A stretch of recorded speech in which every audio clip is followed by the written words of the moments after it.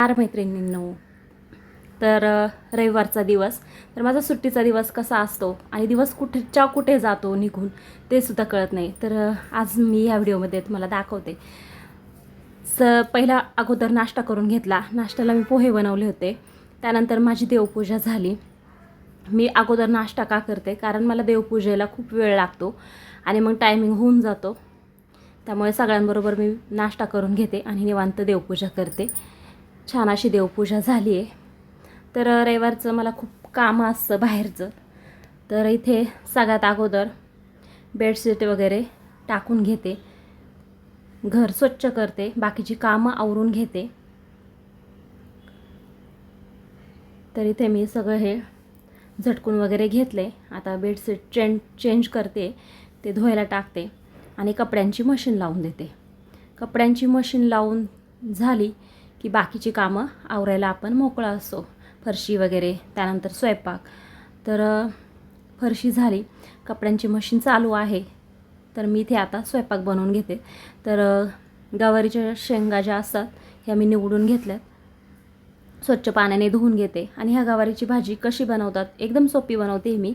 तर ही तुम्ही मुलांच्या डब्यालासुद्धा देऊ शकता. खूप छान लागते आणि साधी सिंपल बनवल्यावरच नेहमी छान लागते. खूप साग्र संगीत जर त्या भाजीला आपण करत बसलो तर ती भाजी व्यवस्थित लागत नाही. बऱ्याच वेळा अनुभव मला सुद्धा आलेला आहे आणि तुम्हालासुद्धा आलेला असेल की आपण एखाद्या भाजीला खूप जास्त साग्र संगीत जर करत बसलो तर ती भाजी एकदम बेचव होते. पण एकदम नॉर्मल जर साधी सिंपल बनवली तर ती एकदम चविष्ट होते. तरी ते मी तेल घालून घेतले कढईमध्ये. त्यानंतर मोहरी आणि कढीपत्ता. त्यानंतर हे तडतडलं म्हणून मी जरा मोबाईल बाजूला घेतला. हळद टाकून घेते आणि मी असं करते आहे, इथे बघू शकता चमच्यामध्ये.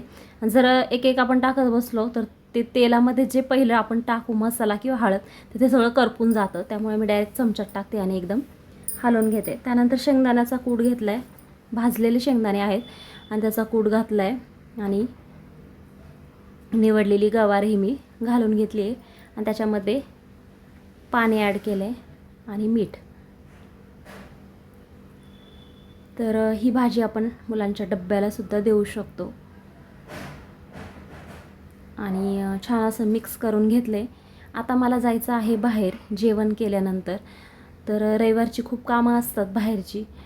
म्हणजे भाजीपाला आणावा लागतो किंवा इतर ही काही सामान असतं आपलं घरातलं, किराण्यातलं काही राहिलं असेल तर, किंवा फ्रूट असतात. ह्या सगळ्या गोष्टी मला रविवारच्या आणाव्या लागतात. तरी ते भाजी झाली मी काढून घेते.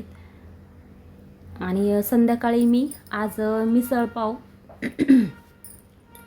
करणार आहे जेवणामध्ये. तर ते पण मी थोडंफार दाखवेल तुम्हाला. तर सुट्टीच्या दिवशी वेगळं थोडंसं काहीतरी मुलांना करायचं असं मी ठरवते. वेगवेगळं असतं, कधी मिसळ असते, कधी पावभाजी, कधी नॉनव्हेज असतं, कधी वेगळा मेनू असतो. तर इथे आता आम्ही चाललो आहे. तर जातानाच आम्हाला ट्रॅफिक एवढं लागलं, काय झालं माहीत नाही, अचानकच एवढं ट्रॅफिक लागलं आणि त्यामुळे थांबलो आहे आता. तर आता आम्ही सगळेच बरोबर होतो, मुलं पण बरोबर होती आणि कोणाला काही कपडे वगैरे घ्यायचे असतात. तर आम्ही आता जाणार आहे स्टार बाजार जुडिओमध्ये. तर तिथे कपडे, फ्रूट, भाजीपाला, घरातलं किराण्याचे सामान सगळं एका ठिकाणी मिळतं. त्यामुळे आणि आमच्या घरापासून थोडंसं जवळ आहे ते, त्यामुळे आम्ही नेहमी तिथेच जातो, दर रविवारी जातो. आणि इथे आता मी पेरू बघते आणि नेहमी पेरू चेक करून घ्या, कारण असंच जर कागदासहित जर घेतलं तर त्या आतमध्ये खराब पण असतात. असं 1-2 वेळा मला झालं होतं. त्यामुळे मी डायरेक्ट त्यातलं ओपन करूनच बघते आणि परत त्यात घालून मग ते घेते. तर फळं घेऊन झाली. त्यानंतर आता मी ते किराण्यातलं काही बघायचं आहे ते घ्यायचं आहे ते बघते, ड्रायफ्रूट वगैरे किंवा तांदूळ या गोष्टी. तर इथे मखाना आहे पॅकिंगमधला. आणि तुम्हाला असं वाटत असेल ही कॅमेरा घेऊन फक्त फिरती आहे, तर मुलं भरतात ते. मुलांना जर म्हटलं की व्हिडिओ घ्या किंवा हे शूटिंग घ्या तर मुलं घेत नाही, त्यामुळे मलाच घ्यावं लागतं. मी फक्त सांगत असते हा तांदूळ भरा, किंवा हे घ्यायचे ते भरा असं सांगत असे मुलं भरतात. साखर वगैरे तांदूळ सगळं मी बघून घेते आणि मग मुलं भरतात. आणि एक साईडला ट्रॉलीत भरायचं पण काम चाललं आहे. त्यामुळे आता हे झालं की आम्ही वरच्या फ्लोअरवरती जाणार आहे. तर तिथे कपडे आहेत आणि मी जातानाच पाव घेऊन जाणार आहे. आणि इथूनच मी फरसाण वगैरे घेतलं होतं, मिसळचा मसाला, त्यामुळे फक्त जाताना पावला आधीन ते घेणार आहे. आणि कसं होतं मग असं दिवसभर दमल्यावर संध्याकाळी मग स्वयंपाक करायचा कुठून आल्यावरती मग कंटाळा येतो. आणि सारखं सारखं बाहेरचं खाणं पण चांगलं नाही. तसं आमचं महिन्यातून सारखं खाणं होतंच, बाहेरचं हॉटेलमधलं जेवण होतंच. त्यामुळे मी ह्यावेळी ठरवलं येताना आपण पाव घेऊन येऊ आणि मिसळ करू. मग असं शॉर्टकटमध्ये केलं की पटकन होऊन जातं. चपात्या हे ते करायचं वेळ वाचतो त्यामुळे. आणि नेहमी पण पाव खाल्लेले चांगले पण नसतात, कधीतरी ठीक आहे. तर इथे जीन्स घ्यायची होती तर ते पाहत होतो. आता ज्याला जे घ्यायचं आहे ते घेते आणि मी थोडंसं शूटिंग घेते. तसं तर मला जास्त शूटिंग घ्यायला आवडत नाही. मॉलमध्ये सुद्धा किंवा मग असं डीमार्टला इकडं जुडिओला जास्त मला आवडत नाही शूटिंग घ्यायला. काहीतरीच वाटतं, म्हणजे अजून मला अशी सवय झाली नाही आहे डायरेक्ट पब्लिकमध्ये कॅमेरा घ्यायचा असं हातात. पण थोडं थोडं घेते मी. तसं कोण काय बोलत नाही पण माझ्याच मनाला ते पटत नाही, त्यामुळे मी थोडं थोडं घेते. तर इथे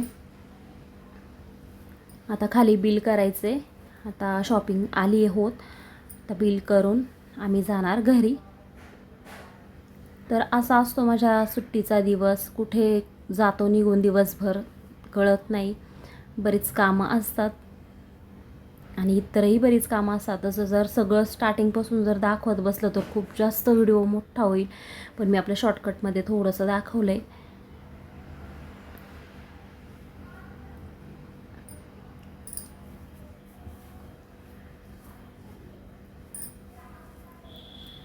आणि रविवारचं सगळं एकदा घेऊन झालं की आठवडाभर आपल्याला काही काळजी नसते. ते तर बिल झालं आहे.